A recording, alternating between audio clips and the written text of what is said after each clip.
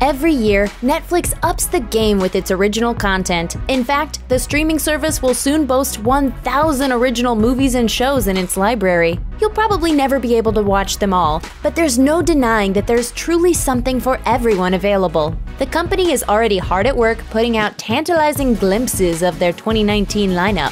From a gangster film by Martin Scorsese to a brand new superhero series, 2019 is shaping up to be an epic year. Here's a look at everything we know about the 2019 Netflix originals that are sure to blow you away. The Irishman. Barely 5 years ago, it would have been insane to suggest that Martin Scorsese would direct a direct-to-streaming feature. But now that video-on-demand services are backing Oscar-winning films like Amazon's Manchester by the Sea, it's safe to say that the landscape has changed. And with Netflix willing to dump billions in the pot for new original content, who can blame Scorsese for working out a production deal? The result sees the Goodfellas director going back to his roots with The Irishman, a mob epic starring Robert De Niro as Frank Sheeran, the hitman allegedly responsible for the disappearance of Jimmy Hoffa. De Niro isn't the only big name attached. Al Pacino is on board to play Hoffa, with Joe Pesci, Harvey Keitel, and Anna Paquin co-starring. The Central Park Five.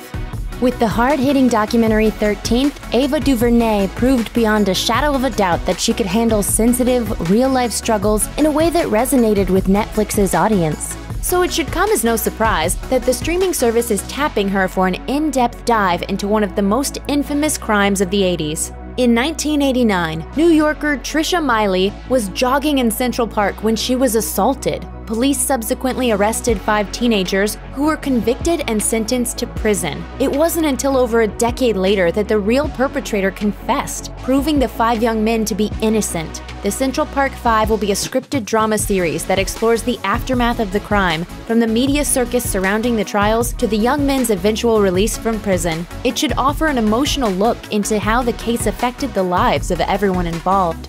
Sex Education. One of the bright spots of 2019 should be Gillian Anderson's return to the small screen after leaving both The X-Files and American Gods. She's slated to star in Sex Education as Jean, a therapist and working mom who's trying her best to raise her son Otis, who's a bit of an odd duck. He's a virgin who knows more about getting busy than any of his sheet-shaking classmates. Asa Butterfield, who you may know from Ender's Game, stars as Otis, and the series is slated for a tentative 2019 release date. The Last Dance. In the 90s, there was only one name that mattered in basketball: Michael Jordan. As the scoreboard-stacking star of the Chicago Bulls, Jordan became both an athletic legend and a pop culture icon. He brought whole stadiums to their feet with his buzzer beaters and rim-rattling dunks. With The Last Dance, Netflix is teaming up with ESPN to deliver a one-of-a-kind look at the sports climate of the early 90s, when Air Jordan soared to stardom. The 10-part documentary series will combine interviews with Jordan and his former teammates, along with archival footage of the Bulls' final bid for one more championship in 1998. Put it all together and it should be a unique, enthralling experience for any sports fan. Polar.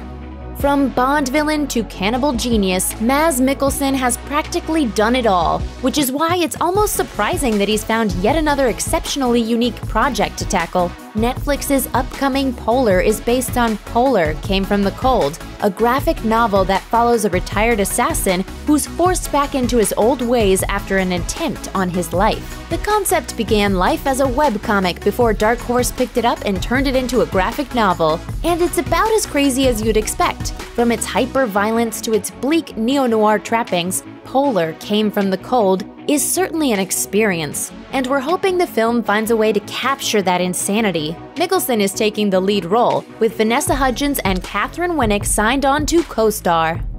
Raising Dion.